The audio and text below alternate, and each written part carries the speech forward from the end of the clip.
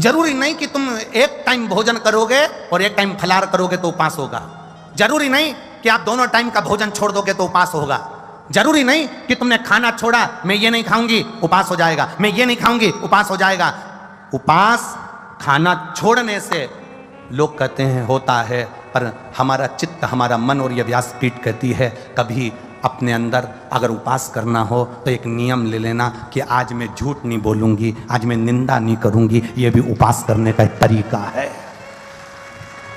यह भी उपास करने का एक तरीका है। जिस दिन तुम्हारा व्रत हो, जिस दिन तुम भगवान के मंदिर जाओ, जिस समय सावन का महीना सोमवार का दिन 9 बजे तुम भगवान के मंदिर जाओगी, 8 बजे तुम भगवान के मंदिर जाओगी, सुबह से नियम ले लेना, सुबह से तुम उपास कर लेना। कितनी बजे तक? शंकर को जल चढ़ाऊंगी जब तक मेरा उपास है कि मैं निंदा नहीं करूंगी। आज 9 बजे तक मैं मंदिर जाऊंगी, 9 बजे तक मेरा नियम है मैं झूठ नहीं बोलूंगी। आज मैं शंकर के मंदिर जल चढ़ाने सोमवार के दिन जाऊंगी, आज मेरा नियम है कि किसी भूखे को भोजन कराऊंगी, आज मेरा नियम है किसी प्यासे को पानी पिलाऊंगी। आज सुबह से मेरा नियम है कि मैं अपनी बहू, अपने बेटे, अपने पोता, अपनी पोती, अपने पंती जो भी है मेरे घर में उनसे मीठा व्यवहार करूंगी। आज मेरा यह व्रत है कि आज कोई कितना भी अपशब्द कह दे मैं झगड़ा नहीं करूंगी। इसको भी हमारे सनातन धर्म में उपास कहा गया है, इसको भी व्रत कहा गया है। केवल भोजन छोड़ देने पर व्रत की मूलता नहीं, अपने भीतर सत्य को लेकर आना वो भी व्रत है, अपने भीतर ईमानदारी को लेकर आना वो भी व्रत है। नियम बनाओ। सोमवार के दिन सावन का महीना चल रहा है, लोग कहते हैं सावन के सोमवार का मैं व्रत रखूं, हम कहते हैं व्रत रखो मना नहीं, पर उस व्रत में तुम्हारा एक व्रत और जुड़ना चाहिए कि आज मैं सावन का सोमवार है, हफ्ते भर में झूठ बोलता हूं, एक दिन नहीं बोलूंगा। आज मैं 9 बजे तक जब तक पूजन ना कर लूं तब तक मैं किसी का दिल नहीं दुखाऊंगा। ये भी तो व्रत है, ये भी तो उपास है, ये भी तो साधना है, ये भी तो तप है, ये भी तो आनंदता है।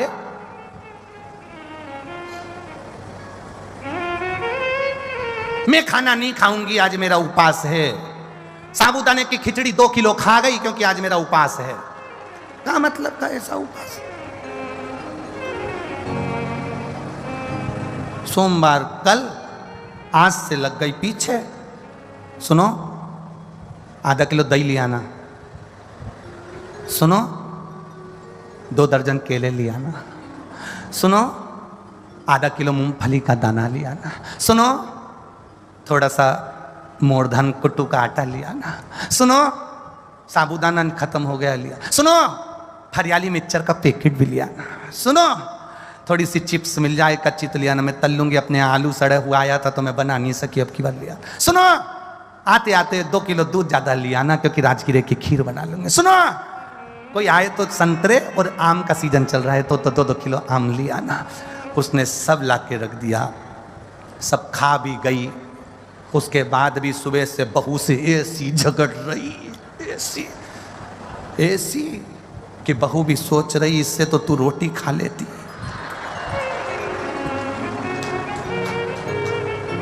जरा सा साबूदाना नहीं गला। लड़ाई किस बात पे हो रही थी? अरे बोलो तो जम के। केवल वो साबूदाना सही से नहीं गला और बहू ने जल्दी जल्दी में बगाड़ दिया और सास ने खा लिया और साबूदाना उसके मुंह में रह गया। जब से सोफा पे बैठी कोस रही, इसके बाप की ऐसे ये सीखी आई, ऐसा फलार बनाया। फलार तो मैं बनाती है, मेरा घर का सब खाता, मेरे हाथ की खिचड़ी लोग पड़ोसी भी मांग कर खा के जाएं, और ऐसा फलार बनाया। जो सुबह से कोस रही तो बहू भी भगवान से प्रार्थना कर रही इससे तो दोनों टाइम खा लेती पर मेरे प्राण ना खाती। भगवान का मतलब का ऐसा व्रत कर रही, व्रत है। आज मेरा उपास है, कुछ नहीं खाऊंगी, बस केवल तुम्हारे सबके प्राण खाऊंगी, कुछ नहीं खाऊंगी। बहुत देखो, हमारी बात को लोग कथा में से काट काट कर चला देते हैं और लोग फिर उसको कमेंट्स में लिख देते हैं महाराज जी ने ऐसा बोल दिया, व्रत के लिए ऐसा बोल दिया, वैसा बोल दिया। ये मत सोचना कि अपन कोई डरे वरे हो, काट के डाले तो डाले, पर सीधी बात है उपास करो। अगर भोजन का ना कर पाओ तो अपने विचारों का करो कि आज मैं झूठ नहीं बोलूंगी, आज मैं निंदा नहीं करूंगी, आज मैं झगड़ा नहीं करूंगी, आज मैं अपशब्द नहीं बोलूंगी। ये भी तो उपास की गणना में आना चाहिए, ये भी तो उपास हो सकता है, ये भी तो व्रत हो सकता है, ये भी तो साधना हो सकती है।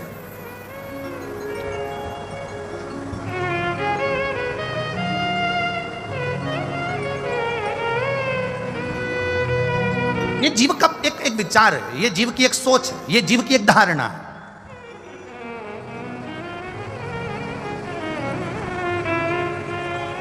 आपकी चित्त वृत्ति में परमात्मा समाहित हो। शिव कथा कर रही है, पार्वती मैया के 3 प्रश्न पर भगवान शंकर ने उत्तर दे दिया। केवल चरणारविंद के तलवे पर स्पर्श किया था माता पार्वती ने और देवाधिदेव महादेव ने उत्तर दे दिया। उस उत्तर का मतलब है शंकर भगवान के शिवलिंग जलाधारी चरणारविंद जहां से पानी नीचे बहकर जाता है वहां पर आपका 3 बार किया गया स्पर्श, नहीं बेलपत्र, नहीं शमीपत्र, नहीं जल, नहीं पुष्प, केवल 3 बार स्पर्श किया हुआ भी जल का नयनों से स्मरण कर लेने पर भी मेरा देवाधिदेव महादेव आपके मन के मनोरथ को पूर्ण कर देता है। वो शिव तत्व, वो शंकर, वो ओघड़ी, वो त्रिकालदर्शी, वो कैलाशी अविनाशी है, वो शिव है। बोल बम का नारा है, सारी समस्या का हल शिव तत्व को पहचानने का एक मौका है, वो मौका छोड़ो। पर इन माता सती और माता पार्वती के मध्य का एक अवतार सती मैया का और रहा, वो था कोयल का अवतार। कल कथा में आपको कहा था, कथा में वर्णन किया था, भगवान शिव की पावन कथा में कल वर्णन किया था कि शिव जी को क्रोध आया और भगवान शंकर को क्रोध आया और माता सती जी से कहा कि सती, अगर तुम्हें प्राणों को त्यागना ही था तो बहुत सारे ऐसे स्थान थे जहां पर तुम अपने प्राणों को त्याग सकती थी, बहुत सारे ऐसे स्थान हैं जहां तुम अपने प्राणों को छोड़ सकती थी, फिर आखिर तुमने ये यज्ञ की कुंडी में अपने प्राणों को त्यागा, इस यज्ञशाला में अपने प्राणों को त्यागा। इसलिए मैं आपको श्राप देता हूं कि तुम कोयल का जन्म पाओ।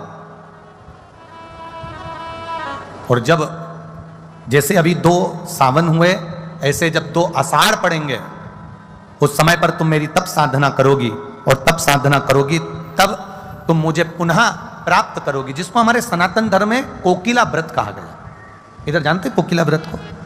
जब 2 आषाढ़ पड़ते हैं, मतलब अधिक मास का जब आषाढ़ पड़ता है, 2 आषाढ़ पड़ते हैं, तब उसको कोकिला व्रत के नाम से जाना गया, जिस समय पर माता सती ने भगवान शिव की आराधना करी है कोयल के रूप में।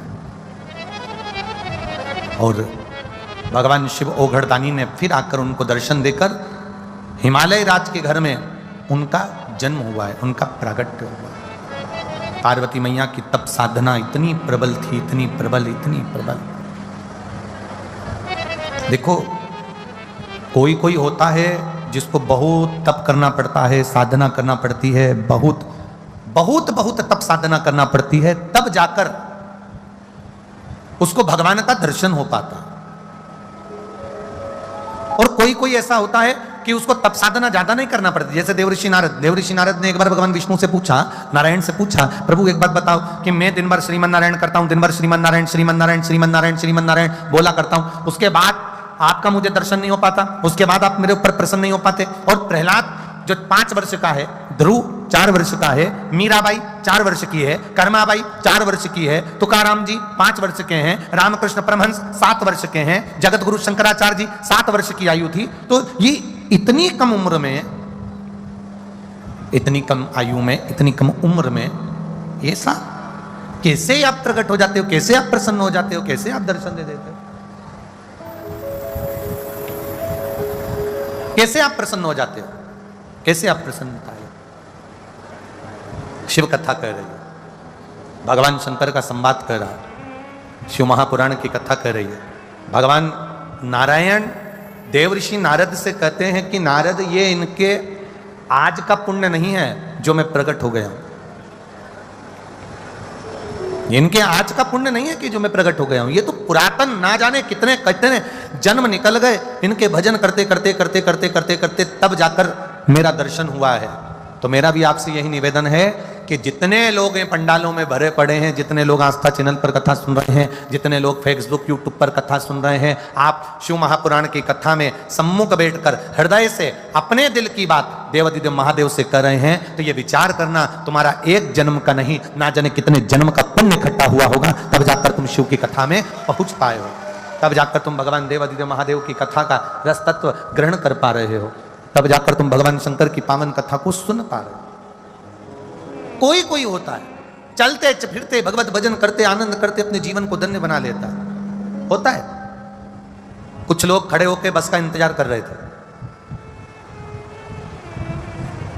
अब कुछ लोग खड़े होकर बस का इंतजार कर रहे हैं, बस आएगी, बैठेंगे, जाएंगे। एक भिखारी आया, जरा बहुत ध्यान देना महाराज, बस का इंतजार कर रहे हैं कुछ लोग वहां खड़े होकर, और एक भिखारी आया, सबसे मांगा, भैया 5 रुपए दे दो, भैया 5 रुपए दे दो, भैया 5 रुपए दे दो, सबसे 5 रुपए इकट्ठे करे भिखारी ने, और एक ऑटो करा और उसमें बैठ के चले गया। बाकी के लोग क्या कर रहे थे? अरे जम के तो बोलो, बस का इंतजार। उसने क्या करा, सबसे जितने लोग बस का इंतजार कर रहे थे सबसे 5 रुपए ले लिए और ऑटो में बैठा चले गया। 2 तरह के लोग हैं, एक बस का इंतजार कर रहे हैं और दूसरा 5 रुपए लेकर तुरंत यहां से लिया वहां से लिया 5 रुपए इकट्ठा करा, 50 रुपए ऑटो करा सबके सामने और बैठा चल दिया। 2 तरह के लोग हैं, एक बैठकर साधना कर कर भगवान आएगा, बैठेंगे, मिलेंगे, हमें उनके धाम लेकर जाएगा, और एक तुम्हारे जैसा होता है जो चलते फिरते भगवान का नाम लेकर अंत में परमात्मा के धाम चले जाता है। वाणी से वो क्या शब्द बोल रहा है, कैसे बोल रहा है, और वो किस तरह से अपने शब्दों से किसी के हृदय को रिझा रहा है या अपशब्द कहकर किसी के दिल को दुखा रहा है।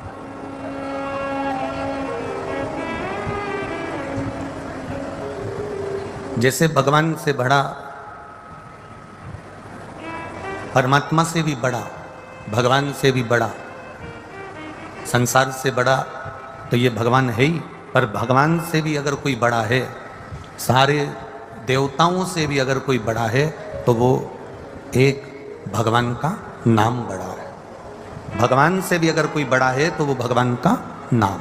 आप जितना राम नाम लेंगे, कृष्ण नाम लेंगे, शिव नाम लेंगे, श्री शिवाय नमस्तुभ्यम बोलेंगे, पंचाक्षर मंत्र बोलेंगे, नमः शिवाय, षडाक्षर मंत्र बोलेंगे, ओम नमः शिवाय, 12 अक्षर मंत्र बोलेंगे, ओम नमो भगवते वासुदेवाय, ये भगवान से भी बड़ा अगर कुछ माना गया है तो वो परमात्मा का नाम माना गया। इसलिए तुलसी बाबा ने अपनी वाणी में कहा कि कलयुग केवल नाम आधारा और सुमर सुमर नर उतरई पार। कलिकाल में नाम की आधारशिला को रखकर चलिए, जितना कलिकाल में आप भगवान का नाम लेंगे उतने अपने जीवन की सार्थकता को पा जाएंगे। लाखों की संख्या में आप लोग आए हैं,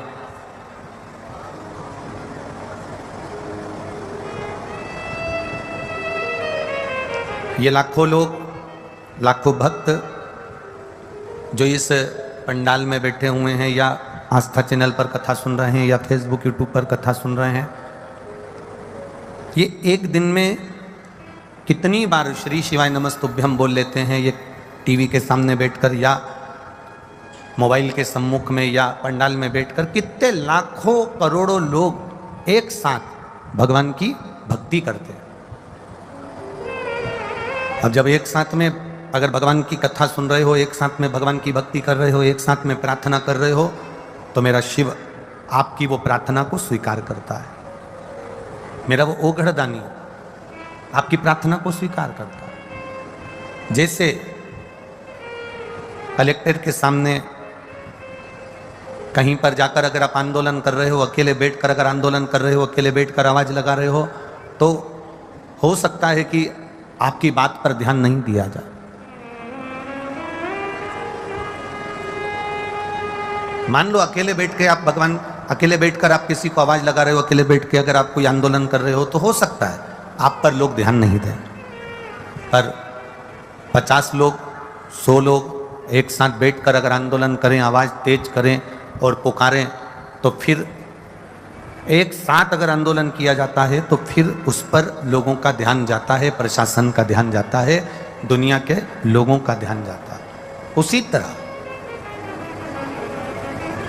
हमारे बाल्यकाल से, बाल्यावस्था से, आपका भी बचपन आपने देखा होगा, यहाँ जितने बैठे हैं, बच्चे भी बैठे हैं तो बूढ़े भी बैठे हैं, युवान भी बैठे हैं, इन्होंने अपना बचपन देखा होगा। बचपन में एक नियम बनाया गया था कि स्कूल में एक लाइन से खड़े होकर एक प्रेयर कराई जाती है, प्रार्थना कराई जाती है। स्कूल में जब प्रार्थना करते हैं तो क्यों प्रार्थना करते हैं? स्कूल में प्रेयर क्यों कराई जाती है, प्रार्थना क्यों कराई जाती है, क्या कारण होता है कि प्रार्थना कराई?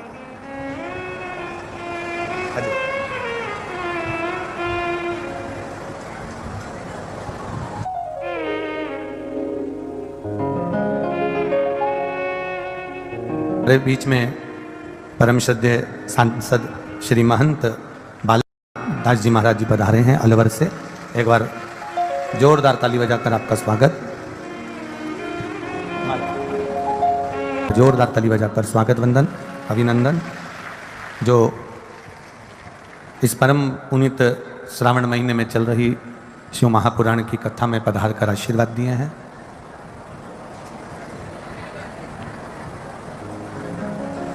शिव कथा कर रही है, भगवान शंकर का संवाद कर रहा है।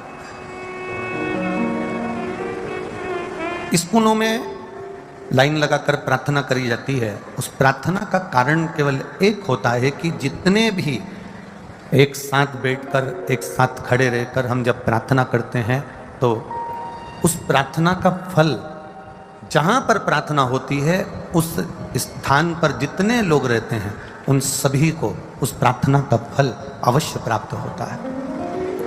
तो शिव महापुराण भी कथा यही कहती है कि जब आप लाखों की संख्या में आते हैं, आस्था चैनल के माध्यम से श्रवण करते हैं या फेसबुक यूट्यूब के माध्यम से कथा श्रवण करते हैं और एक साथ मिलकर जब पंचाक्षर मंत्र, षडाक्षर मंत्र, द्वादशाक्षर मंत्र, राम नाम कृष्ण नाम का उच्चारण करते हैं तो उसका फल संपूर्ण ब्रह्मांड को अवश्य प्राप्त होता है। वो संपूर्ण ब्रह्मांड में अवश्य मिलता है। इसलिए बोल बम का नारा है, बाबा एक सहारा। हमारी पहचान हमारा स्वरूप नहीं है, हमारी पहचान हमारा चेहरा नहीं, हमारी पहचान हमारी वाणी है। हम किस वाणी से किस तरह से किसको रिझा रहे हैं, हम अपनी वाणी के द्वारा भगवान का कितना भजन कर रहे हैं, हम वाणी के द्वारा कितना भगवत नाम का कीर्तन कर रहे हैं, हम वाणी के द्वारा कितना भगवत स्मरण कर रहे हैं, यह हमारी पहचान हमारी वाणी कहलाती है। एक अंदाजा लगा कर रखिएगा, आपके घर में जब कोई दादा परदादा जब चले जाते हैं, कोई बुजुर्ग चले जाता है तो घर में जब बात निकलती है ना तो लोग सहज भाषा में कह देते हैं हमारे ससुर जी ऐसा कहते थे। मतलब उनकी वाणी को याद किया जाता है, उनकी वाणी का स्मरण किया जाता है।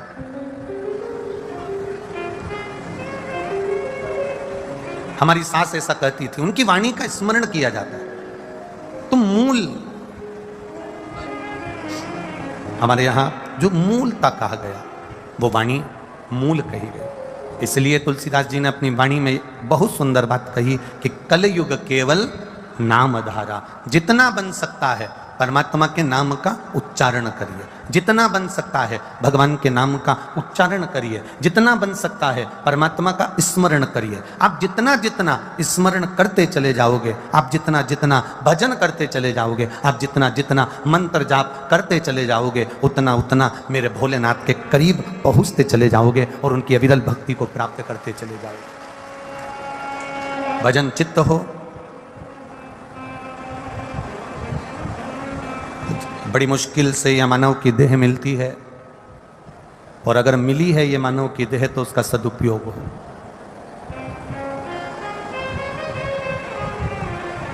आप जितना संकीर्तन में चित्त को लगाओगे, आप जितना कीर्तन में इस मन को लगाने का प्रयास करोगे, वो उतना उतना परमात्मा की ओर खिंचता चले जाएगा। एक बात आप लोगों को पहले कथा में कही थी, स्मरण में होगी। चुंबक रस्सी से बांधकर नदी में फेंकी जाती है, गंगा जी में, यमुना जी में, सरयू जी में उसको घुमाया जाता है। और चुंबक को नदी में जब डाला जाता है, नदी में डालने पर वो चुंबक जब घूमती है, घूमने के बाद जो चुंबक में चिपकने वाले जो कण होते हैं, चुंबकीय जो कण होते हैं, वो चुंबक में चिपक जाते हैं। उसमें कपड़ा नहीं चिपकता, उसमें लकड़ी नहीं चिपकती। चुंबकीय जितने कण हैं, जो चुंबक से लगने वाले जितने कण हैं, चुंबक में चिपकने वाले जितने कण हैं, और चुंबकीय जितने कण हैं वो चुंबक में चिपक जाते हैं। जो चुंबकीय कण है ही नहीं,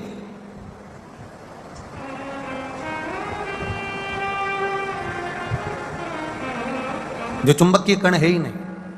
कपड़े में चुंबकीय कण नहीं है तो वो चिपकता नहीं है, लकड़ी में चुंबकीय कण नहीं है तो वो चिपकता नहीं है, प्लास्टिक में चुंबकीय कण नहीं है तो वो चिपकता नहीं है। कोई कितना ही प्रयास करे कि चुंबक में कपड़ा चिपक जाए, नहीं चिपकेगा, कागज चिपक जाए नहीं चिपकेगा, प्लास्टिक चिपक जाए नहीं चिपकेगा। उसमें लकड़ी चिपक जाए नहीं चिपकेगी, पर चुंबक में जिस चीज में चुंबकीय गुण होगा वो खींच लेगी। उसी तरह शिव महापुराण की कथा हो, भागवत कथा हो, राम कथा हो, आपके अलवर में जितनी कथा होती है, कथा में वही पहुंच पाता है जिसमें शंकर का चुंबकीय में होगा। पर सब क्या अलवर के लोग कथा में पहुंच सकते हैं क्या? नहीं। बाबा उसी को बुलाता है जो बाबा का स्नेही होता है। शिव तत्व है ही ऐसा। आप एक प्रैक्टिकल करके देखिएगा अपने जीवन में, जो एक बार शंकर के मंदिर में जाना चालू कर देता है। एक प्रैक्टिकल करना अपनी जिंदगी में। जितने लोग कथा सुन रहे हो, वैसे तो आप लोग मंदिर जाते हो, पर एक प्रैक्टिकल करिएगा। जितने लोग शिव के मंदिर जो नया नया जाता है, पहली बार जाता है या दूसरी बार जाता है, जो शंकर के मंदिर में पहुंचता है, वो एक बार शंकर जी के मंदिर में जाना चालू कर दे, शिव जी को एक लोटा जल चढ़ाना प्रारंभ कर दे, शंकर जी के मंदिर में झाड़ू पोछा करना प्रारंभ कर दे, शिव जी के मंदिर में सफाई करना प्रारंभ कर दे, शंकर जी का श्रृंगार करना प्रारंभ कर दे। जो एक बार शंकर भगवान की सेवा में एक दिन गया, एक बार लग गया, फिर मेरा भोलेनाथ उसको जिंदगी भर नहीं छोड़ता, पकड़कर अपना बनाकर रखता। मेरा जिद कर कर अपने पिता के घर चली गई।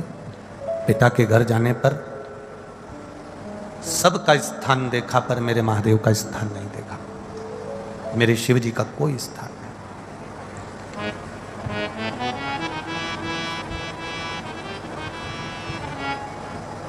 जहां शंकर का कोई स्थान नहीं होता, वो स्थान 33 कोटि देवी देवता को भी प्रिय नहीं होता।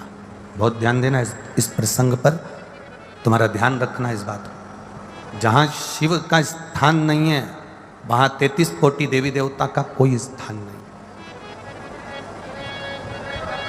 जहां शिव नहीं है, वहां फिर देवता।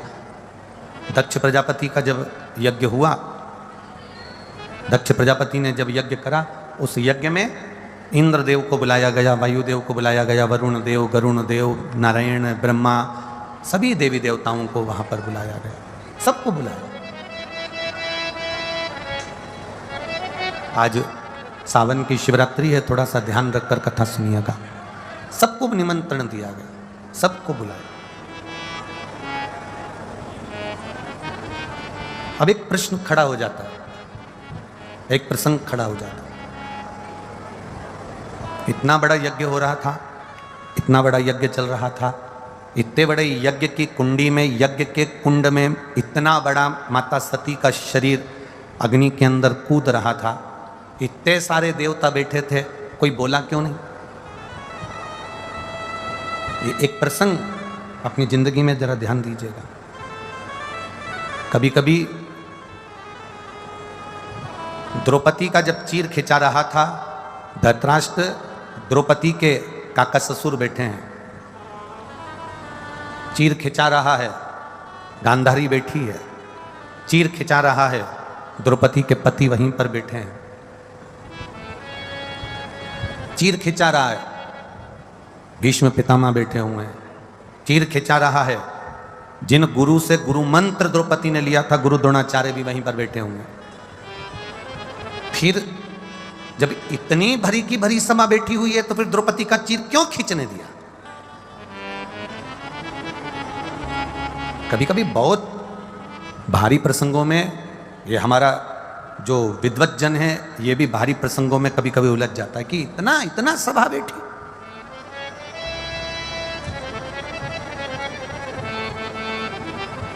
और द्रौपदी का चीर कोई बचा नहीं पाया, द्रौपदी का चीर कोई छुड़ा नहीं पाया। कारण क्या था?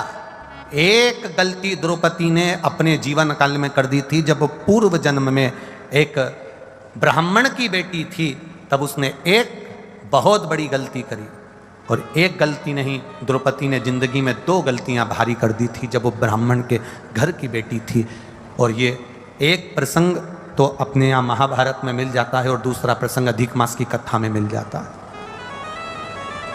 गलती कौन सी करी द्रौपदी ने? गलती ये करी कि एक संत स्नान करने के लिए सरोवर में गए और अपने वस्त्र को संत घाट पर रख कर गए, और द्रौपदी ने वो संत को थोड़ा सा आनंद लेने के लिए वो वस्त्र को छुपा दिया। वो वस्त्र कांटों में ले जाकर डाल दिया, वो मिले नहीं, संत ढूंढते रहे।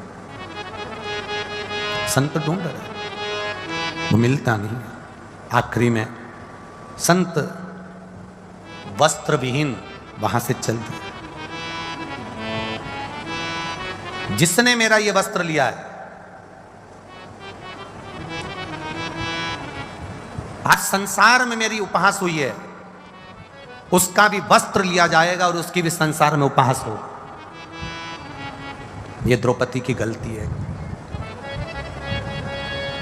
एक गलती द्रौपदी ने कर दी थी, वो गलती मूल थी कि वो सभा लगी हुई है, ढेर सारे बैठे हुए हैं, सारे विद्वत जन बैठे हुए हैं, उसके सगे, उसके आनंद में उसके रिश्तेदार नातेदार, भीष्म पितामह, 5 पति, धृतराष्ट्र, गांधारी सब बैठे हैं, गुरु द्रोणाचार्य बैठे हैं, गुरुवर बैठे हैं, और उसके बाद उसका चीर खिंचा रहा है। उसका कारण केवल एक ही है कि उसने जो पूर्व में करा उसका भोग आज भोगना पड़ रहा है। एक बात का अंदाजा लगा कर रखना, कोई कोई व्यक्ति को देखना, किसी किसी व्यक्ति को देखना, ना वो गुटखा खाता है, ना वो मदिरा का नशा करता है, ना वो चिलम पीता है, ना वो गांजा पीता है, ना वो भातु कुछ भी भांग नहीं खाता, ना वो सुपारी खाता, ना उसके कोई गलत शौक है। इसके बाद भी उसको कभी कभी ऐसी बीमारी हो जाती है, कैंसर जैसा रोग हो गया, सारा घर आश्चर्य में पड़ जाता है कि ना तो ये मदिरा का नशा करे, ना ये दारू का नशा करे, ना ये सिगरेट पिए, ना ये बीड़ी पिए, ना ये चिलम लगाए, ना ये कुछ गलत काम करे, ना कोई नशा करे। इसके बाद भी इसको इतनी भयंकर बीमारी कैसे हो गई? बोलो, सुनी कि नहीं सुनी? कभी कभी तुम लोगों के ध्यान में भी आई होगी। आखिर इतनी बड़ी बीमारी इसको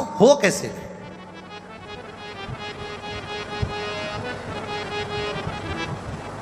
ना तो इसने मदिरा का नशा करा, ना इसने कोई चिलम लगाई, ना इसने कोई गलत काम किया, फिर इतनी बड़ी बीमारी कैसे होगी? ना सुपारी खाए, ना गुटखा खाए, ना तंबाकू खाए। आज के कर्म का भोग नहीं, ये हमारे पूर्व में जो हम कुछ कर कर आए होंगे उसके कर्म के अनुसार आज हम इस मृत्यु लोक में आकर अपने फल को भोग रहे हैं, और जिसके कारण हमें ये शरीर का दंड, शरीर का कष्ट प्राप्त हो रहा है। शरीर का कष्ट। अच्छा भोजन मिल रहा है, आप देवादिदेव महादेव को धन्यवाद देना कि आपको अच्छा भोजन प्राप्त हो रहा है, यह पूर्व का कर हुआ कुछ पुण्य होगा। कथा में बैठे हो, शंकर भगवान की सावन का महीना, शिवरात्रि का दिन, और भगवान शिव की कथा में बैठकर कथा का रसपान कर रहे हो, भगवान को धन्यवाद देना, यह कोई पूर्व का पुण्य होगा जो आज हम यहां बैठकर कथा का रस तत्व ग्रहण कर रहे हैं।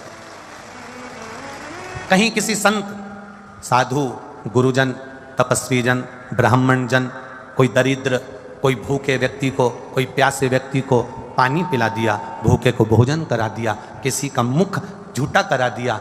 जिस दिन तुम अपने घर से थोड़ा सा सामान बनाकर ले जाकर किसी के मुख को झूठा करा दो, उस दिन तुम भगवान को धन्यवाद देना कि आज तूने मुझे इस लायक बना दिया कि मैं किसी का मुख झूठा करा रही हूँ, तूने मुझे इस लायक बना दिया कि मैं भूखे को भोजन करा रही हूँ, तूने मुझे इस लायक बना दिया कि मैं प्यासे को पानी पिला रही हूँ। ये तेरी कृपा है।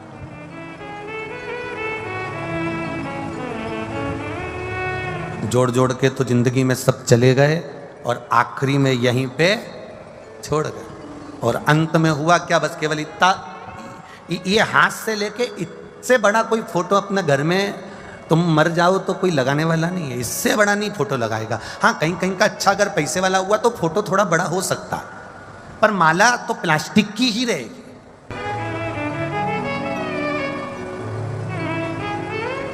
परसों की कथा में आपको एक बात कही थी,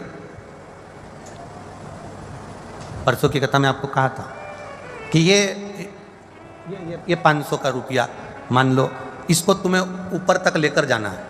अब ये 500 के रुपये को तुम गठरी बांध कर, ऐसे पल्लू में बांध कर तुम उसको रख भी लोगे तो क्या ये चले जाएगा? अरे बोलो जम के, जाएगा? जाएगा क्या? नहीं जाएगा। अब इस 500 रुपये को तुम कहीं पेंट की नीचे ऐसी मोरी को मोड़ के भी उसमें छुपा के भी रख लोगे तो चला जाएगा क्या? नहीं जाएगा। वो 500 रुपये को तुम कितना भी छुपा कर ले जाने का प्रयास करो, पर वो नहीं जाएगा तो नहीं जाएगा। तो फिर करना क्या पड़ेगा? तो परसों की कथा में कहा था कि ये 500 रुपये का तुम पुण्य बना लो। 500 का पुण्य कैसे बनेगा? तो कहा कोई भूखे को इस 500 रुपये में से 50 रुपये का, 100 रुपये का, 10 रुपये का, 20 रुपये का भोजन करा देना, किसी प्यासे को पानी पिला देना, किसी को दवाई की ज़रूरत हो और उसके पास दवाई ना हो तो औषधि दिला देना, किसी के पास में अगर मान लो शिक्षा का लिए उसका मन कर रहा है मेरे को पढ़ाई करना है और मेरे पास ट्यूशन का पैसा नहीं है, उस 100 रुपये में से 50 रुपये ट्यूशन का निकाल देना। ये 500 रुपये तुम साथ नहीं ले जा सकते, पर 500 रुपये का पुण्य बनाकर तुम ऊपर तक लेकर जा सकते हो। वो पुण्य तुम्हारे जीवन में काम आ सकता है। उस पुण्य को बनाना है।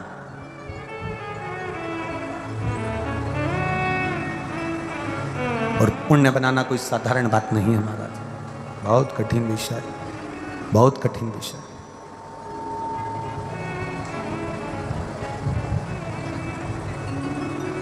आज ये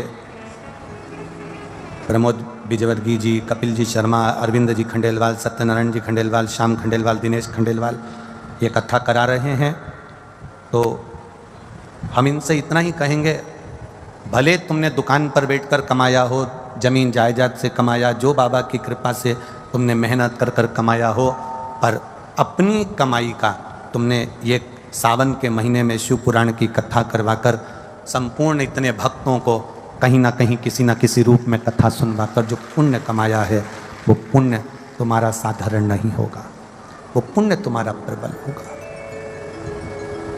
और आप जितने भी लोग, जितने भी भक्त यहाँ शिव महापुराण की कथा में पहुंचे हैं, ये आपका पुण्य प्रबल हुआ है, पुण्य।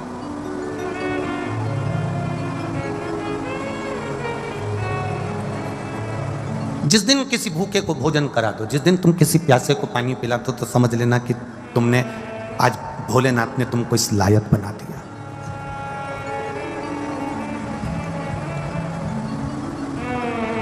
हमारे सनातन धर्म में, हमारे हिंदू धर्म में एक बहुत पुरानी पद्धति है, बहुत पुरानी पद्धति, सब जानते हो।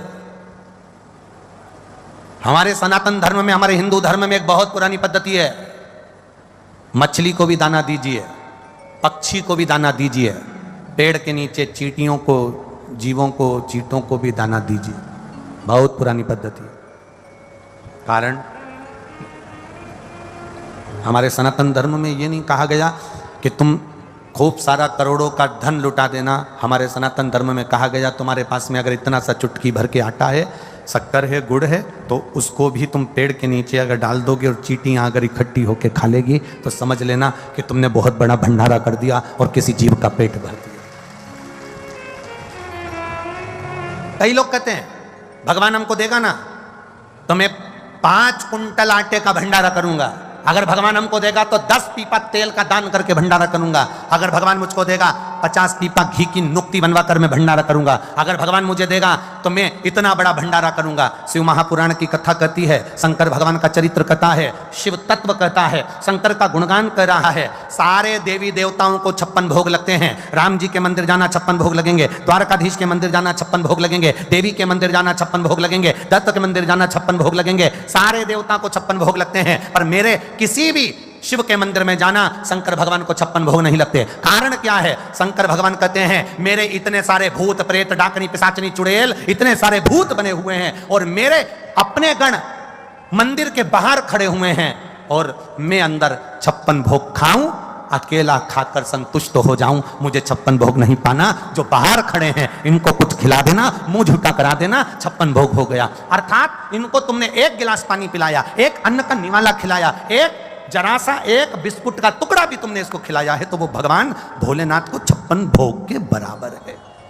मेरे शिव को नहीं चाहिए 56 भोग।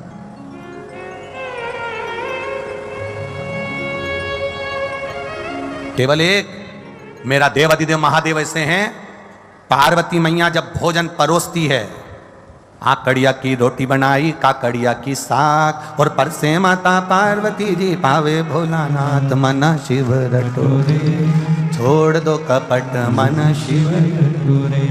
आकड़िया की रोटी बनाई और काकड़िया की साग। पार्वती जी जब जब भोजन बना के तैयार रखती हैं, शंकर भगवान के सामने थाली आती है, शिव जी के सामने जैसी थाली पहुंची, बाबा भोलेनाथ जी के सामने जैसी पात्र आया भोजन का, शंकर भगवान सबसे पहले भोजन करने से पहले नंदी की ओर देखते हैं, नंदी शिव जी की ओर देखता है। तब पार्वती जी 3 बार भगवान महादेव से प्रश्न कर चुकी, ऐसा क्या कारण है कि मैं भोजन बनाकर तुम्हारे सामने रखती हूं और नंदी की ओर तुम मुड़कर देखते हो? भोजन में कोई कमी रह गई? भोजन में नमक रह गया? भोजन में मिर्ची रह गई? भोजन में घी रह गया? भोजन में क्या कमी रह गई कि मैंने थाली रखी और तुमने नंदी की ओर देखा? ऐसा है क्या?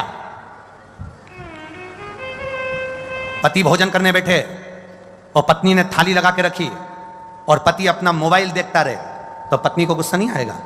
तुम्हारा मोबाइल जरूरी है कि भोजन जरूरी है? किससे चैटिंग चल रही है? क्या है ये? किससे बात चल रही है? क्या हो गया ये मोबाइल में क्यों लगे रहते हो दिन भर?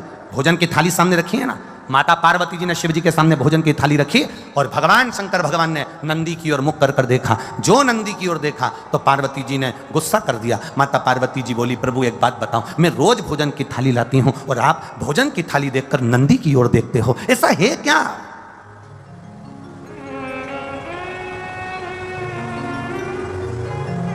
भोजन करते समय आप नंदी की ओर क्यों देखते हो? क्या मेरे भोजन में कोई कमी है? क्या मेरे बनाने में कोई कमी है? क्या मैंने जो भोजन बनाया वो श्रेष्ठ नहीं बनाया? इसमें क्या कमी रह गई? इसमें क्या कमी है? पार्वती मैया के 3 प्रश्न हैं भोजन करते हुए देवादिदेव महादेव से। 3 प्रश्न, लिंग पुराण के, स्कंद पुराण के, कुर्म पुराण के और ब्रह्म विवर्त पुराण के, ये 3 प्रश्न भारी हैं।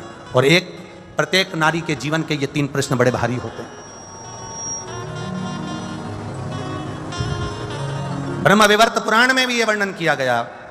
प्रश्न कर लिया, क्या कारण क्या है? ये नंदी को तुमने देखा क्यों और नंदी ने तुमको देखा क्यों? क्या बात क्या है? शंकर भगवान उस समय पर मौन होकर, मेरा देवादिदेव महादेव त्रिकालदर्शी कालाधिपति मेरा विश्वनाथ मुस्कुरा दिया, बस हंसे प्रभु, बोले कुछ नहीं। जब कोई प्रश्न बड़ा भारी होता है ना और कुछ अच्छा ही होता है ना तो मुस्कुराया जाता है। कभी कभी पति भी मोबाइल चलाते चलाते, भले वो बेचारा किसी से चैटिंग नहीं कर रहा, पर पत्नी ने कहते तुम तो रोज लगे रहते हो चैटिंग में, किससे बात कर रहे हो? वो मुस्कुरा देता, वो मुस्कुराया, बस पत्नी समझ गई जरूर कोई बात है। सही बता दो मुझको, क्या बात है? जल्दी बताओ मेरे को, किससे चैटिंग चल रही थी? लाओ दो मेरे मोबाइल मेरे को हाथ में। पति ने अपना मोबाइल भी दे दिया, ले, और किससे बात चल रही थी वो भी दिखा दिया। तो वो तो केवल व्हाट्सएप खोल के मैसेज देख रहा था, तो तुम मुस्कुरा क्यों रहे? कारण क्या? अरे यहाँ कड़िया की रोटी बनाई, काकड़िया की साग, और परसे माता पार्वती जी और पावे भोलानाथ मन शिव रटोरे, और छोड़ दो कपट मन शिव रटोरे। पार्वती जी ने पूछ लिया, आखिर बात क्या है? क्या हुआ क्या ऐसा? कारण क्या? शिव जी नहीं बोले।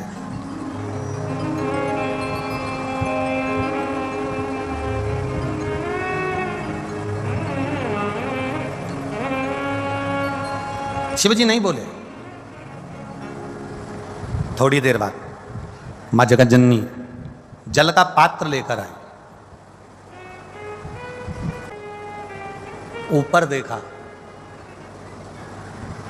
शंकर जी का एक चित्र, एक फोटो आपने देखा होगा जिसमें शिव जी ऊपर देख रहा है, दोनों हाथ ऊपर। किसी ने दर्शन करें कभी? शिव जी के एक फोटो का दर्शन करना, अगर ना करे हो तो कभी गूगल पर, नेट पर, चित्र में शिव के जटा ऊपर गंगा और शंकर के नेत्र ऊपर दर्शन कर रहे।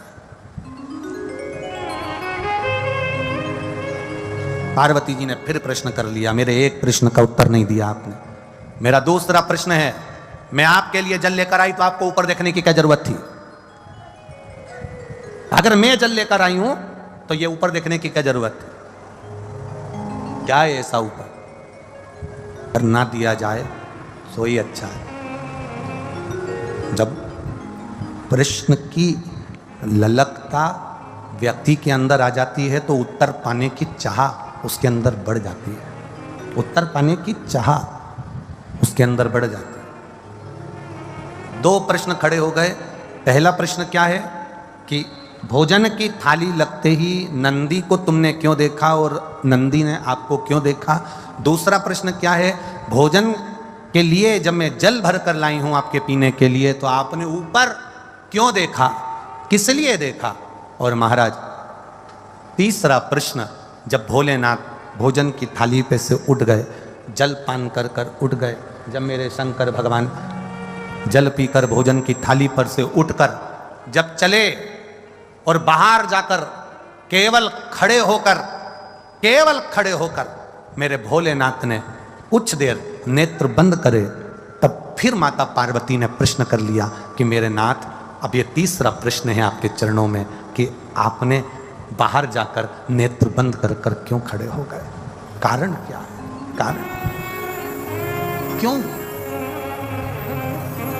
कि शंभु सभी उसी समय पार्वती मैया आ गई। शिव जी के चरण के नीचे के तलवे को मेरी माता पार्वती जी ने हाथ लगाया है शंकर भगवान के पांव के तलवे में। बहुत बहुत ध्यान देना। ये शिवलिंग जलाधारी, ये जो चरण पे से जल नीचे गिर, ये शिवलिंग जलाधारी, यहां से जल अशोक सुंदरी के पास में से नीचे की ओर गिर रहा। ठीक है, बेलपत्र नहीं है आपके पास चढ़ाने के लिए, मत चढ़ाओ। जल नहीं है चढ़ाने के लिए, मत चढ़ाओ। अक्षत नहीं है चढ़ाने के लिए, मत चढ़ाओ। पुष्प नहीं है शिव जी को चढ़ाने के लिए, मत चढ़ाओ। शमी पत्र नहीं है, मत चढ़ाओ। पर किसी शिवालय में, किसी शंकर के मंदिर में अगर तुम गए हो, तुम्हारे पास में कुछ भी नहीं है, जो भी भगवान का दर्शन तुमने किया है, तो यहां से जो पानी नीचे गिरता है, उस गिरने वाले स्थान पर मात्र अपने हाथ का 3 बार स्पर्श कर कर बाबा से दिल की बात कहकर आ जाओ, तो मन की मुराद बाबा पूर्ण कर देता है। वो सहज प्रसंग है। माने मेरी माता पार्वती जी ने शिव जी के चरण के नीचे के तलवे को मेरी माता ने स्पर्श किया है। आज बाबा बैठे हुए और माता ने चरण के तलवे को स्पर्श किया, स्पर्श किया। बस अब पार्वती जी ने प्रश्न नहीं किया। 3 प्रश्न माता पार्वती जी कर चुकी थी, अब दूसरी बार माता पार्वती जी ने शंकर जी से कोई प्रश्न नहीं किया। मेरा धर्म पत्नियों से निवेदन है, तुम्हारे पति से तुमने एक प्रश्न किया और उसका उत्तर अगर वो नहीं दे रहे हैं तो तुम मौन हो जाओ, चुप हो जाओ, पीछा मत पकड़ना। पर तुम्हारी आदत इतनी विचित्र है, जब तक उस बात के पीछे तुम्हारी लड़ाई नहीं हो जाए तब तक तुम वो बात कभी खत्म करती ही नहीं। उसके पीछे जब तक विवाद ना हो जाए तब तक वो बात खत्म नहीं होती। पर शिव महापुराण अपने चरित्र का वर्णन करते हुए कह रही है, शिव तत्व का चरित्र का वर्णन करते हुए कह रही है कि जब एक बात का प्रश्न, एक प्रश्न तुमने किया और तुम्हारे पति ने उत्तर नहीं दिया, तो हो सकता है वो उत्तर बाद में दे, हो सकता है उस उत्तर के लिए तुम ठीक नहीं हो सकता है उत्तर के लिए वो समय ठीक नहीं है, हो सकता है उत्तर के लिए वो स्थान ठीक ना हो सकता है वो उत्तर तुम्हारे लिए ना हो, इसलिए उसने नहीं दिया। पर आपसे निवेदन है, आप पीछा पकड़ कर मत बैठो।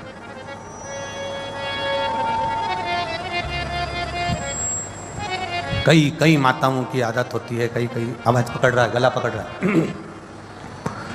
कई माताओं की आदत रहती है, पीछे के गए हुए लोगों को ज्यादा उखाड़ते हैं।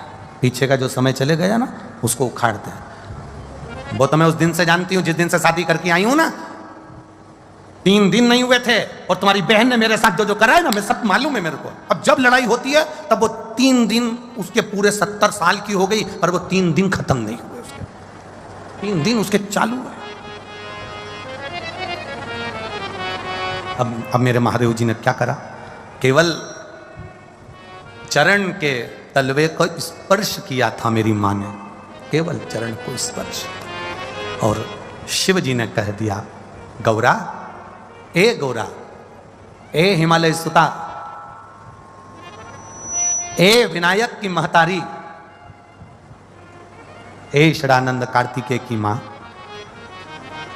जगत का भरण पोषण करने वाली है जगत जननी, तुमने 3 प्रश्न मुझसे किए। अब प्रश्न नहीं करा है मेरी माता ने, केवल एक बार प्रश्न कर कर मेरी माता भूल गई।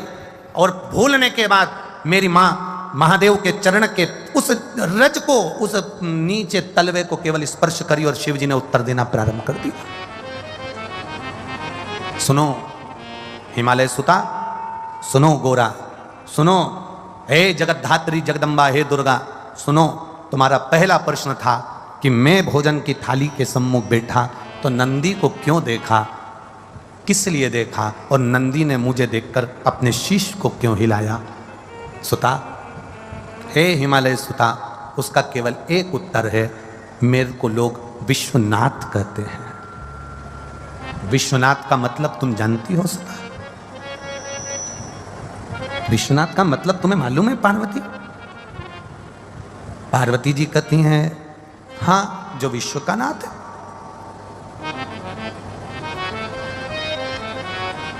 शिव जी ने कहा, पार्वती, कोई 7 ताले में भी बंद हो जाए ना,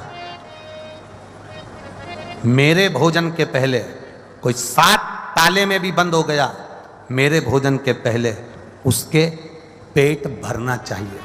विश्वनाथ का मतलब है कोई अनाथ ना रहे, सबका उदर पोषण हो, सबका पेट भरे। जब तू थाली रखती है, मैं नंदी को देखकर पूछता हूं क्या है, हजारों मछलियां करोड़ों जीव उसको खाते हैं, एक साथ उसके पेट भरने में, एक बड़ी भेल मछली का पेट भरने में हजारों टन भोजन लग जाता है।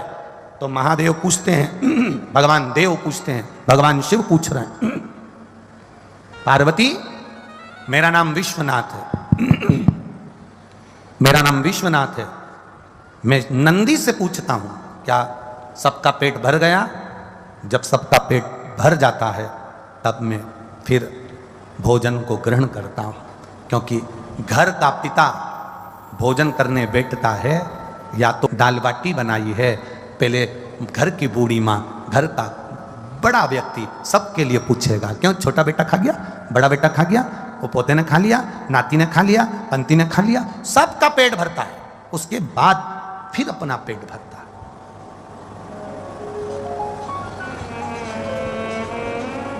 मैंने नंदी से पूछा क्या सबका पेट भरा गया? नंदी ने शीश हिलाया, ठीक है। अब मुझे दूसरा प्रश्न का उत्तर जो था, देवादिदेव महादेव ने कहा सुनो पार्वती जी, जिस समय तुम जल का पात्र लेकर आई थी, गंगा से पूछ रहा था, गंगा ए गंगा, तेरे तट पर आए हुए जीव या जिसने एक बार मुख से हर हर ओम नमः शिवाय कहा हो, जिसने भूल से भी मेरे मंदिर के सामने से निकल कर चला गया हो, जो भूल से भी मेरे मंदिर की ओर मुड़ कर देख लिया हो, जो भूल से भी मेरे मंदिर की रज उड़ के जिसके सिर पर चली गई हो, तो महादेव कह रहे हैं मैं गंगा से पानी पीने से पहले पूछ रहा था क्या तूने उन सभी जीवों का कल्याण कर दिया? जब गंगा का इशारा हुआ तब मैंने जल का पान करना प्रारंभ करा। शिव गंगा से पूछते हैं।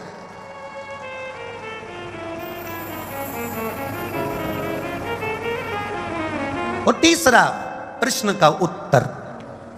प्रश्न का उत्तर महादेव कह रहे हैं मैं बाहर गया, नेत्र बंद कर थोड़ी देर खड़ा हो गया, तब शंकर भगवान कहते हैं उस समय पर मैं बाहर खड़े होकर मेरे इष्ट मेरे राम को याद कर रहा था और उनको धन्यवाद दे रहा था कि तूने मुझे जो कार्य सौंपा है विश्व के भरण पोषण का, वो मैंने सुचारू रूप से कर दिया, उसके लिए तेरा धन्यवाद है। नेत्र बंद कर। राम जी शंकर भगवान का भजन करते हैं, शंकर भगवान राम जी का भजन करते हैं, भगवान कृष्ण शिव जी का भजन करते हैं, शिव जी कृष्ण का भजन करते हैं, नारायण भगवान शिव का भजन करते हैं, शिव नारायण का भजन करते हैं। एक दूसरे की भक्ति में सब लगे होंगे, एक दूसरे के भजन में सब लगे होंगे, एक दूसरे के स्मरण में सब लगे होंगे। हमारे जैसे नहीं है कि हम एक दूसरे की टांग खींचने में लगे हुए हैं। देवताओं में कभी ये नहीं हुआ दूसरे की टांग खींची गई है। अगर देवता टांग खींचते होते तो एक उनकी कथा नहीं सुन पाते। देवता कभी किसी की टांग नहीं खींचे।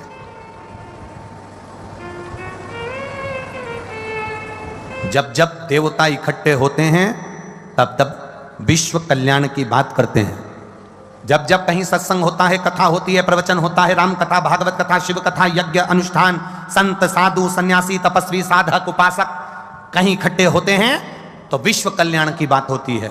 और जब कुछ निंदक करने वाले एक साथ इकट्ठे होते हैं तो किसी ना किसी की निंदा होती है। तुम देखना, एक व्हाट्सएप पर, एक फेसबुक पर, एक गूगल पर, एक यूट्यूब पर एक गलत पोस्ट करके तुम लिख के डाल दो कि वो व्यक्ति ऐसा है, तो जितने चुगल खोटते हैं, तुम एक लिख के डाल दो कि ये व्यक्ति बुरा है, फिर जितने चुगल चोटे होंगे, जितने चुगल खोटे होंगे, जितने निंदक होंगे, वो सारे तुमको उस मैसेज के नीचे मिल जाएंगे। वो तो ऐसा, वो तो वैसा, वो तो यूं है, वो तो मुंह है। पूरे निंदकों की लिस्ट कमेंट्स में, सारे निंदक, सारे चुगल चोटे, सब सब उस कमेंट्स के नीचे इकट्ठे मिलेंगे, सब बुराई करते हुए सारे। और कहीं कहीं का एक आध दो कमेंट्स ऐसा मिलेगा जो इनका एक जिभ्या आज भी विराजमान है उस कमेंट्स के अंदर, आप देख सकते हो। निंदक एक साथ इकट्ठे होते हैं तो वह निंदा का कार्य करते हैं, सज्जन एक साथ इकट्ठे होते हैं, कोई सतकर्मी, कोई संत, कोई साधु, कोई ब्राह्मण, कोई साधुजन, कोई गुरुजन, जब एक साथ इकट्ठे होते हैं तब संत भाव में विश्व कल्याण की बात करते हैं। अपने राष्ट्र का कल्याण कैसे हो, विश्व का कल्याण कैसे हो, सनातन धर्म की रक्षा कैसे हो, गौ बेटियों की रक्षा कैसे हो, हमारे सनातन धर्म को हम आगे कैसे लेकर जाएं, हमारे हिंदू धर्म का हम और आगे तक इसका प्रचार कैसे कर सकते हैं, अपने सनातन धर्म को हम और कैसे बचा सकते हैं, अपने सनातन धर्म को हम और पोषित कैसे कर सकते हैं, हम ये विचार करते हैं। जब सनातनी इकट्ठे होते हैं तब सनातन धर्म को जोड़ने की बात करते हैं।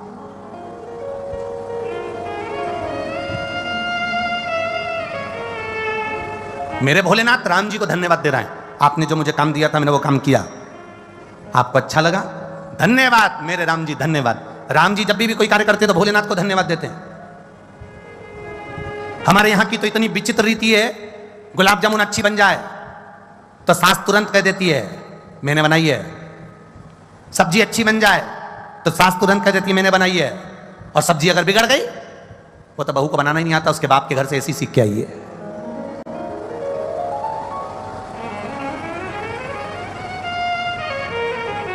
भगवान कृष्ण की माता का नाम था यशोदा। क्या नाम था? जम के बोलो जरा, जम के। यशोदा। यशोदा का मतलब है यश ददाती इति यशोदा, जो दूसरे को यश देती, अपयश स्वयं ले लेती, वो यशोदा। उसका मतलब क्या था?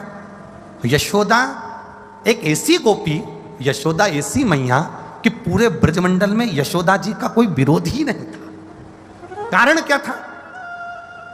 क्या कारण था यशोदा जी का कि कोई विरोध ही नहीं है? यशोदा जी का एक कारण था, सबसे प्रबल कारण यशोदा जी का एक था। जिस गोपी के घर में कोई काम पड़ता था, कोई गोपी बाद में जाए, यशोदा पहले दौड़कर जाती है। 3-4 देवरानी जेठानी का घर है, अंदाजा लगा कर देखना, एक आध इन देवरानी जेठानी में एक जेठानी या देवरानी 4-5 में से ऐसी होगी जो सबके सुख दुख में सबसे पहले दौड़कर चली जाती है। कोई बुलाए तो ठीक, नहीं बुलाए तो ठीक, सबसे पहले जाके खड़ी हो जाती है। तो चिंता मत कर, मैं बैठी हूं ना, तो चिंता नहीं करना। 40 मेहमान आ रहे ना, कोई बात नहीं। छोरी को देखने वाले आ रहे ना, कोई बात नहीं। छोरा को देखने वाले आ रहे ना, कोई बात नहीं। तुम सब अंदर रहना, मैं रसोई घर संभाल लूंगी, तुम वो काम कर लेना, मैं सब देख लूंगी।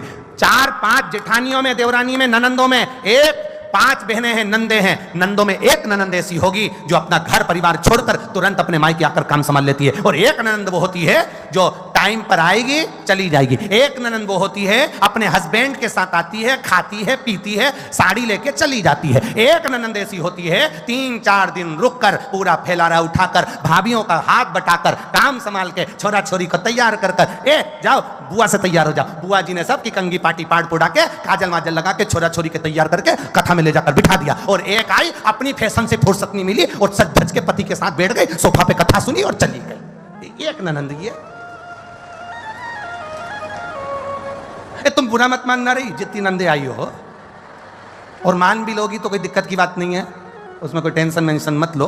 अगली बार ज्यादा से ज्यादा यही होगा, तुम अलवर में मत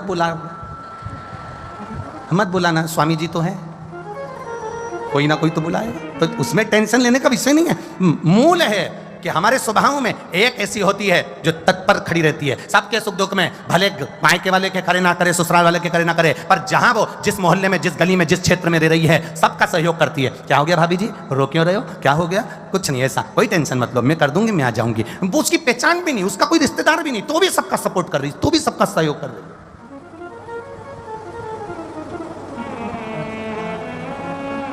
उसका कोई रिश्तेदार नहीं, तो भी कर रही, क्योंकि उसने जान लिया, उसने पहचान लिया कि हर एक में वो समाया है। जलचर, थलचर, वायुचर, जितने जीव हैं सबके अंदर वही समाया है, सब कोई अलग से है ही नहीं। मेरे राम शिव जी का धन्यवाद करते हैं। मेरे शिव जी स्वयं भोलेनाथ राम जी का धन्यवाद करते हैं। कभी मेरे भोलेनाथ जी ने ये नहीं कहा कि मेरा नाम विश्व। एक संत के प्राण छूटे और एक डाकू के प्राण छूटे, एक संत मरा और एक डाकू मरा, दोनों मरे। संत भी मरा, डाकू भी मरा, दोनों ऊपर गए यमलोक में। तो यमराज ने पहले डाकू से पूछा, तुम कौन हो? डाकू बोला, मैं डाकू हूँ, सबके डाका डालता था, सब मेरे डाका डालने से रोते थे, कई लोगों को मारा भी मैंने, पीटा भी मैंने, कई लोगों की हत्या भी मैंने कर दी, सबका धन लाया, निपटा गया, खा गया, सब अपने खर्चे में लगा दिया। मैंने दुनिया के लोगों को बहुत दुख दिया है, मैं डाकू था, मैंने दुनिया को कष्ट दिया है, पर मैं आपके चरणों में खड़ा हूँ, आप जैसा कहोगे वैसा मैं अपने कर्म का दंड भोगने को तैयार हूँ। मैंने गलती करी है, मैं क्षमा चाहता हूँ, मैंने दुनिया के लोगों को लूटा, क्षमा चाहता हूँ, मैंने बेईमानी करी, मैं क्षमा चाहता हूँ, मैंने दुनिया के लोगों को मारा, क्षमा चाहता हूँ, मैं डाकू था और डाकू हूँ, मैंने लूटा, मैं क्षमा चाहता हूँ। डाकू ने जब कहा, डाकू के शब्द जब सुने, तब यमराज ने कहा, ठीक है, आपने, दुनिया के लोग यहाँ आते हैं तो अपनी गलती को छुपाते हैं, पर आपने अपनी गलती को बताया है, कोई बात नहीं, ठीक है। संत को देखा, यमराज ने संत को कहा, आप कौन हैं? मैं संत साधु, तपस्या में लगा रहता था, तप करता था, साधना करता था, तब इतना भयंकर भयंकर मैंने तप करा कि पूरा ब्रह्मांड हिल गया, ऐसा मैंने तप, ऐसा मैंने साधना, ऐसी मैंने आराधना करी है। ठीक है, ये बड़ी कृपा है आपके ऊपर जो आपने इतनी तप साधना करी। डाकू ने कहा, मेरे लिए कोई दंड हो, मेरे लिए कोई कार्य हो तो बताओ। यमराज ने कहा, तुम्हारा दंड केवल इतना है, जाओ इस संत की सेवा करो, ये जो संत मर कर आया है इसकी सेवा करो। डाकू ने कहा, सरकार आपकी जो आज्ञा, जो प्रभु आपकी कृपा, मेरे राघव जी की जो मर्जी। डाकू खुश हो गया, संत की सेवा मैं कर दूंगा। अब डाकू खुश हो गया पर संत नाराज हो गया। संत ने कहा, ये कैसा निर्णय? यमराज तुम्हारा निर्णय कैसा है? यमराज ये तुम्हारा निर्णय है? एक डाकू को मेरी सेवा में लगा रहे हो? जिस डाकू ने अगर मेरे को स्पर्श कर लिया, इस डाकू ने अगर मुझे छू लिया तो मेरा करा हुआ सारा पुण्य समाप्त हो जाएगा। ये डाकू को मेरी सेवा में लगा रहे? ये डाकू मुझे छूना नहीं चाहिए, इसने डाका डाला है, लोगों का कत्ल करा है, लोगों को मारा है। मैं पवित्र जीव, मैं पवित्र आत्मा, मैंने संत हूं, मैं साधु हूं, मैंने भजन करा, तप करा, साधना करी, और तुम मेरे सेवा में डाकू को लगा रहे हो? इस डाकू को तो मुझे छूना भी नहीं चाहिए, ये छुए भी ना मुझको।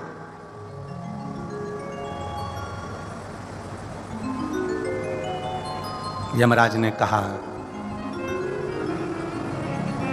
वो डाकू तुमसे बड़ा हो गया, डाकू होकर भी क्षमा याचना करता रहा। और महाराज जी, आप पवित्र थे, तप करा था, साधना करी थी, इसीलिए तो डाकू को आपकी सेवा में लगाया था कि आपका मात्र स्पर्श हो जाता तो वो डाकू का भी कल्याण अपने आप हो जाता, अपने आप। पर इतना अहंकार अपनी उस तप साधना पर, जिसमें तुम एक डाकू का भी कल्याण नहीं कर सकते। एक डाकू का तप साधना। फिर निवेदन करूंगा, आपकी तप साधना, चलते चलते शिव का नाम ले लो, चलते चलते भगवान का भजन कर लो, चलते चलते स्मरण कर लो, चलते चलते शिव भक्ति कर लो, चलते चलते भगवत नाम का स्मरण करो। साधना, तप, साधुता हम माने कठिन है, पर चलते चलते राम नाम, कृष्ण नाम, शिव नाम लेते चलो। कोई जरूरी नहीं है। आज कई लोगों ने पूछा, गुरुजी, मैसेज लोगों ने सी ओर भेजा कि गुरुजी से पूछ कर बताओ, आज शिवरात्रि है तो शाम को, रात्रि को 9 बजे अभिषेक करेंगे, तो क्या व्रत रखें, उपास रखें, हम कुछ खाएं ना खाएं, हम कैसे हम अभिषेक करें, कैसे हम पूजन करें? हम उनसे एक बात ही कहना चाहेंगे, हमने अपनी व्यासपीठ से हमेशा कहा है आपको, आज भी कह रहे हैं, जरूरी नहीं कि तुम खाना छोड़ोगे तो उपास होगा।